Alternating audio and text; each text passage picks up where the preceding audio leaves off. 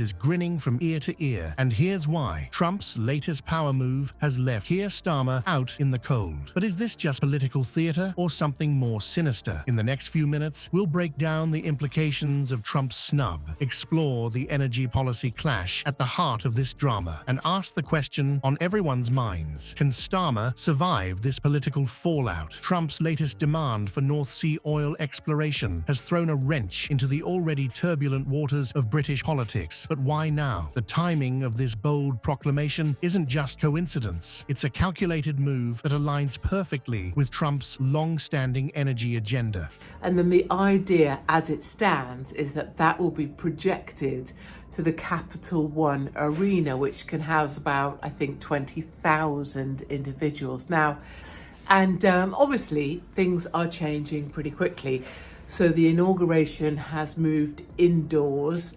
Only a couple hundred people will be able to be there in person for the indoor event, the inauguration of Donald J. Trump, 47th President of the United States of America. For years, Trump has waged a relentless campaign against wind turbines, or as he likes to call them, windmills. He's painted them as inefficient energy suckers, draining the economy and ruining picturesque landscapes. But is there any truth to these claims, or is it just hot air? The reality is that wind energy has been making significant strides in both efficiency and cost-effectiveness. While Trump rails against the windmills, experts are singing a different tune. Studies show that wind energy is actually one of the most cost-effective forms of renewable energy, with costs decreasing and efficiency increasing year after year. So why the disconnect? It's no secret that Trump has always been a staunch supporter of fossil fuels. His push for North Sea oil exploration isn't just about energy, it's about ideology. This stance puts him on a collision course with the UK's current renewable energy policies under Starmer's leadership. The UK government has set its sights high, aiming to generate a whopping 70% of its electricity from renewable sources by 2030. Trump's fossil fuel crusade couldn't be more at odds with this green vision. But what about the potential gold mine lurking beneath the North Sea? Some estimates suggest that reopening these oil fields could yield billions of barrels of oil, potentially breathing new life into the UK's energy sector. It's a tempting prospect, especially for those nostalgic for the days when Britain was an oil powerhouse. However, this isn't just about economics. Environmental experts are raising red flags about the potential consequences of reopening these oil fields. They warn that such a move could lead to increased carbon emissions, effectively throwing a spanner in the works of the UK's climate goals. It's a classic case of short-term gain versus long-term pain. The clash between Trump's energy policies and the UK's renewable commitments could have far-reaching consequences. It's supposed to be at an outdoor event that's no longer happening. And you can imagine the disappointment, plus a further 250,000 individuals non-ticketed who could come in. I think it was you plus 6 other guests. If you bear in mind that the numbers that were expected to be at the outdoor event, there are 200,000 ticketed individuals expected to be at the outdoor event, could come in non-ticketed to be at the inauguration.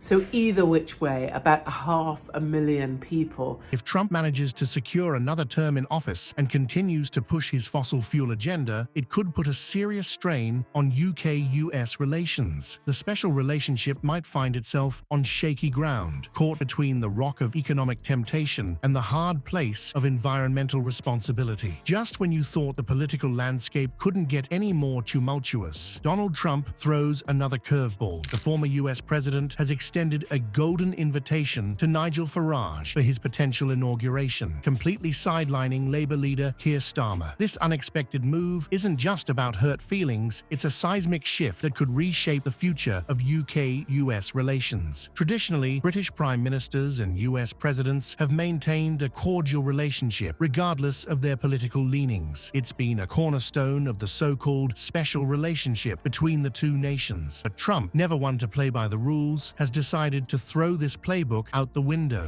The snub to Starmer is unprecedented, especially considering that no British Prime Minister or monarch has ever attended a US presidential inauguration. Trump's decision to invite Farage, a known ally, while leaving Starmer out in the cold speaks volumes about his approach to international relations. As political commentator Katie Hopkins points out, it's clearly not about protocol, it's about relationships. Trump has always been open about rewarding loyalty. But what's behind this calculated move? Starmer's past criticisms of Trump may have come back to haunt him. The Labour leader has been vocal in his disapproval of Trump's policies and rhetoric, a stance that seems to have backfired spectacularly. Hopkins believes that Starmer's approach has exposed his weakness on the global stage, stating Starmer's inability to connect with powerful allies like Trump. You know, if you've flown into DC, especially for the inauguration, and you've been a Trump supporter for 8 years or more,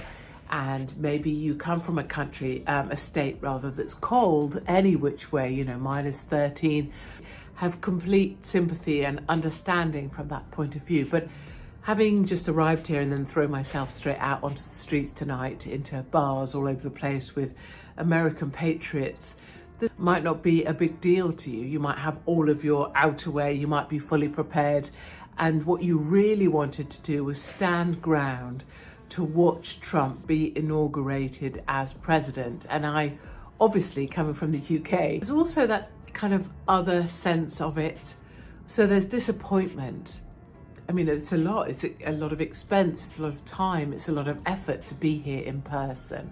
Exposes his weakness both at home and abroad. The implications of this diplomatic disaster could be far-reaching, especially if Trump secures another term in office. Starmer's attempts to downplay the situation, particularly regarding allegations of Labour Party members volunteering in US elections, have fallen flat. His statement that they're doing it in their spare time, they're doing it as volunteers, may not be enough to smooth things over with a potentially re-elected Trump. So what does Katie Hopkins make of this political chess game? She sees it as a clear message from Trump. Loyalty is rewarded, criticism is punished. In her view, Starmer's diplomatic missteps have not only weakened his position, but could potentially damage UK-US relations in the long term. As the dust settles on this political showdown, we're left with a stark contrast between Trump's rash demands and Starmer's more reserved approach. Public opinion polls reveal a nation divided, with many questioning whether Starmer's cautious diplomacy can truly navigate the treacherous waters of international relations. Trump's bold stance on North Sea oil exploration and his disdain for wind turbines have certainly shaken things up, leaving voters to ponder a crucial question. Is political disruption the key to progress, or does it risk burning bridges with vital allies? The ideological battle playing out before us goes far beyond simple policy disagreements. It's a clash of worldviews, a test of what kind of leadership the public truly desires. As voters weigh their options, they must consider the long-term implications of embracing political upheaval versus maintaining the status quo. In this high-stakes game of political chess, every move counts, and the next one could indeed change everything. The question remains, will the British public opt for Trump's brand of bold, unapologetic leadership, or stick with Starmer's more traditional diplomatic approach?